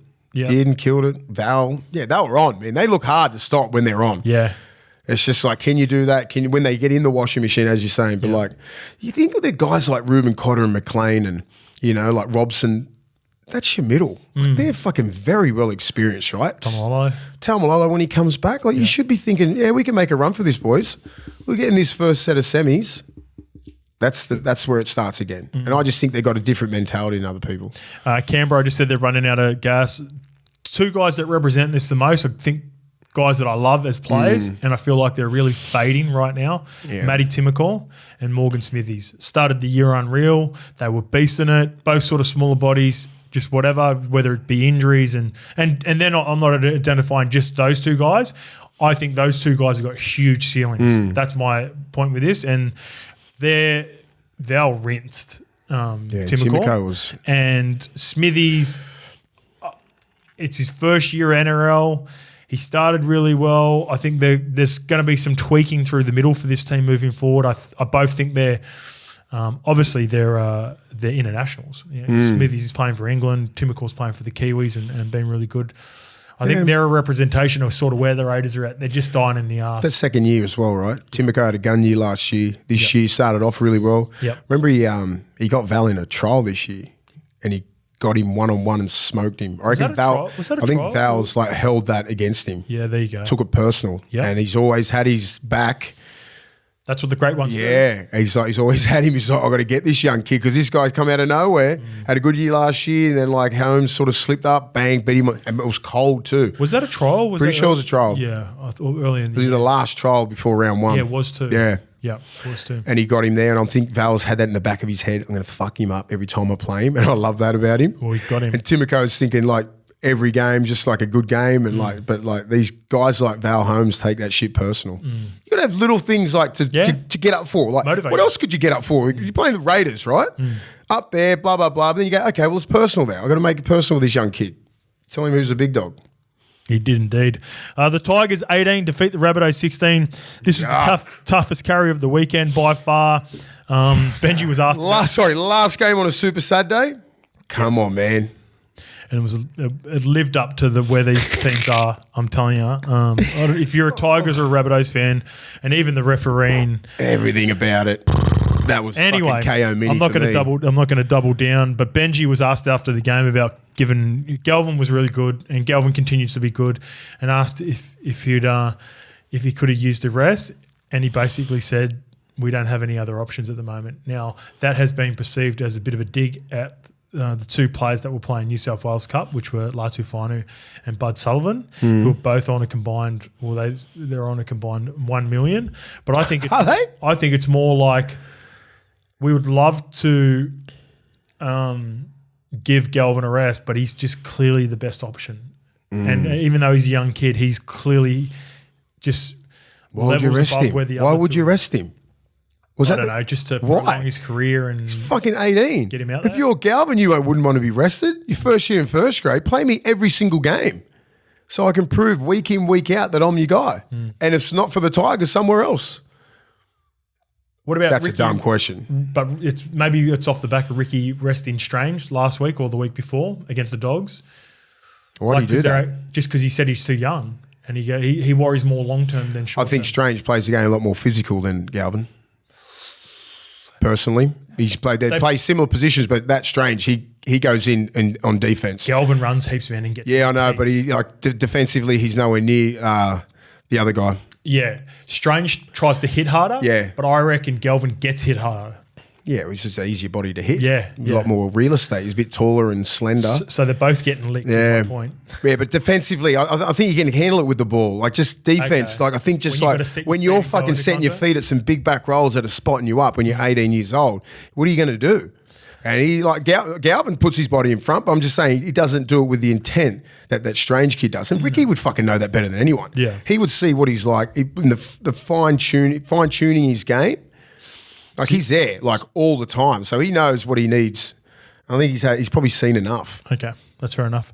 Not much more on this game. I watched the entire game. It was a tough watch. It was terrible. If the Tigers had lost this game at the end with those two forward passes, one that they missed earlier, and then one which they correctly got with the game-winning try, which would have been the game-winning try from, there would have been blow-ups, and that would have been hard for the Tigers to take. Although then you just would have looked at that whole year and went, fuck it. Yeah. This is how it's going. So let's just call that game and say fuck it. Dragons 32 defeat the Titans 16. They got up. Yes. For Fozzie's 300, the win-loss record continues. The Dragons will lose next week because they beat the Titans is the way this they week. are. That's just who they are. The Jaden Campbell try. So we talked about this last week, and I had a couple of lads that messaged me as the well. Drop. I hate it. Yeah. So Dan and Simon had been messaging me last week. They had an argument and they were trying to settle a bet. These are a couple of these two lads from Instagram. They thought I didn't know the rule. I said last week that I hated the rule, not that I knew the rule. So a couple of years ago, I don't know why it changed. I think it changed with something to do with the drop kick rule. Yeah. Where you can drop the ball, drop kick it, and then just say if you make the motion to kick the ball, you can say that it was an attempt on the drop kick, whatever it may be. Anyway, the rule sucks. And Dan messaged me again and goes, mate, send me a clip of the Jaden Campbell try. And he is right. I reckon there are some players in the competition that don't know this is the rule anymore. Like how you don't have to have a clear catch on it before you put a kick in. Now, this has happened 3 times in the last 2 weeks. Jaden Campbell, all the Dragons players stopped in the vicinity because they thought it was going to be a knock-on. He dropped the ball, got a foot to it before it hit the ground, so therefore it was play on. Credit to Jaden Campbell playing through. Dragons players should know the rules, but they don't. Even though they don't know the rules, I hate the rule. It shouldn't be a rule. Kalen Ponga shouldn't have got rewarded for it last week. And by the way, I wanted the Titans to win for Foz, right? But I don't like that is a shit rule. Yeah, I don't know how we've got to this or No. when they changed it a couple of years ago, but it was an awful rule. And then Cook had it in the Manly game as well. What can they do about it? Just catch the ball before you kick it. It's simple. Like you've got to have full control, just like you have to have full control with the ball before you put it down. Scrap that rule, man. Well, you know how they changed the rule where if you lose it, then you've got to gain full control before you place it down? How don't you have to gain full control of the ball before you kick it? Yeah, that's pretty basic. I'm with you. But apart from that, anyway, moving on to the Dragons. I love Jaden Sewer and Fafita going at it. Love it. I love Fafita. He's not backing down at all. Someone was criticising David Fafita last week. David Fafita's been going after the game. Going after it, mate. What else do you want from him? I reckon David Fafita's having a really good 6 weeks, but teams are just getting into him at the moment. Yeah, because you can't how else can you put him off his game? You have to get into him. You see that one when with the first try when what's his name slipped and he just went. Sewell went like that to Fafita. I was like, that pissed me off if I was Fafita. Then they just went at it and it was fair game. Well, nothing dirty. Everyone just running at each other, bumping each other off. And they're a physical team, the Dragons. Yeah, they are. They love that shit. They want to bait you into that. They try and get you in. Yes. You know, he hasn't got Tino or Fodawaker out there running through the middle so he can shorten him up a little bit. He's there by himself. Yeah, that's true. Yeah, no one's worried about Jolliffe or the other front row. You know what I mean? Like, it's just no disrespect to those guys. But if you had a Tino or a Fodawaker in the middle doing some damage, Brett Fermor on the other side. Yeah. Like Fermor's been been missed. But if you're St. George and you're like, all right, let's have a look at this pack. Let's get it for feeder.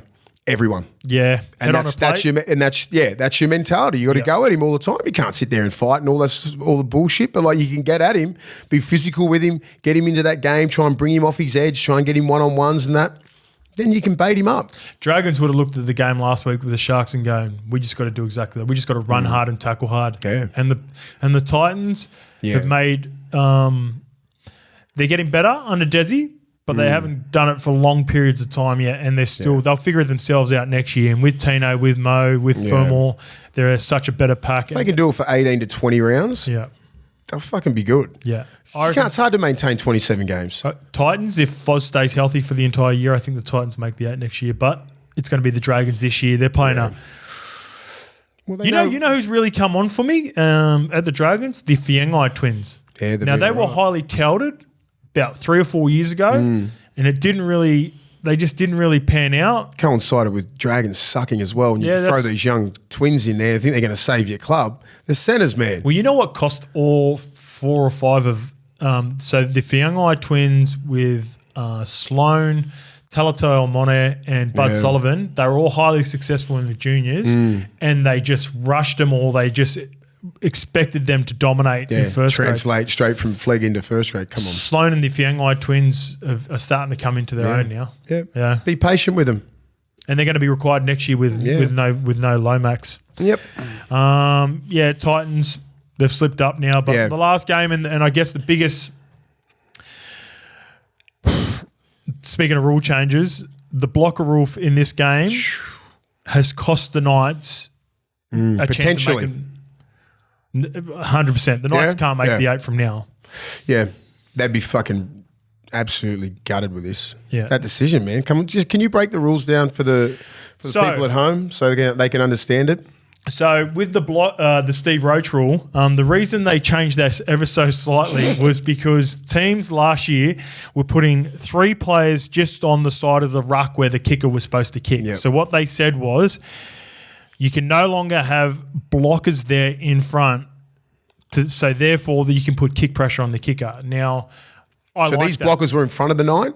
At this time, they were just standing right with the play the ball, weren't they? Used to stand about a metre away, therefore the dummy half could pass it and then move in the way, right? So move closer to the 2 blockers. Yep. And then you had to go all the way around. So it was very hard to get kick pressure on. They changed the rule. I don't think either the Cronulla Sharks or the Knights players did anything wrong in this in case where they were about 3 or 4 metres away. Because what people got to realise, like the refs, with this rule, where are they supposed to go? Just say if someone shoots out of the line and doesn't and misses their assignment, you just play short to one of the players and you can go through a gap. So I think it was Croker for the Knights, and then a little bit later on, Ponga then played for it on the Cronulla blocker. I think might have been maybe Toby Rudolph or something like that. Awful. So the game should have been cooked when Ponga kicked it. Yep. So you got the young kid Croker there, but he's an option for the 9, right? So the 9's there, so he's an option. So where's he supposed to go? He can't go anywhere. But he's standing there as an option for the 9. That's what you're saying, right? Yeah, and he didn't lean. And he didn't lean or anything. That guy just sort of he's got to get his angle right. If you're putting kick pressure on, you've got to get around him. Well, here's the thing, right? No Cronulla players blew up about it. In the sense it was legit. They didn't go, and milk it. Kalen milked it. Kalen did, because then the ref felt bad as well. Yes. And I was like, that wasn't even a penalty, because that guy, Rudolph, was just standing there. Where's he fucking supposed to go? Is he supposed to disappear? He didn't do anything wrong. Yeah. But I felt like Sutton had to double down because of what he did originally. So Cronulla players went to go put kick pressure on. They didn't get there. The Newcastle players didn't move, and it cost Newcastle win. And then he doubled down by making the wrong decision down the other end because Kalen played at it. And Craig Fitzgibbon brought it up after the game. He goes, players, if you keep this rule, players are going to pretend to run into blockers. That's just what's going to happen. Just what used to run happen into with a blocker. The instruction rule. Just run into a blocker. That's all you got to do. If you're at A or a marker, you just run into a blocker, and it's a penalty to you. Yep. Get your shit together, refs. It's the rules. It's not the refs. It's the rule. It's the rule interpretation of the rule. Interpretation. We'll interpretate it right. Oh man, refs. It's so fatiguing. I was going to get into it more. I can't be bothered. But the Sharks, all those teams now. The Sharks, the Knights are done again for me. There, I think they're done because I think the Dragons are really going to hold on to that last spot. So I'm putting a line through the Dolphins, Broncos, Knights, and Raiders now. I think the Dragons are playing a lot more consistent than the others. So they're playing semi-final football. And Sharks, huge game, winning that because that would have had the Bulldogs equal. 4 points behind, differential as well. No, they're 46 behind. They're 46 points. Who the Dogs are? Yeah, I'm for and against. Oh, no, but the best defensive record. Sorry. Yeah. We're 3 points behind Penrith. Something like that. No, you're in front of Penrith. For the best defensive. Yeah, you're the best, but 337 against Penrith 348. All right, I must have read the shitty stats. There you go. The NRL ones. That's review. I'll see you on Thursday for preview.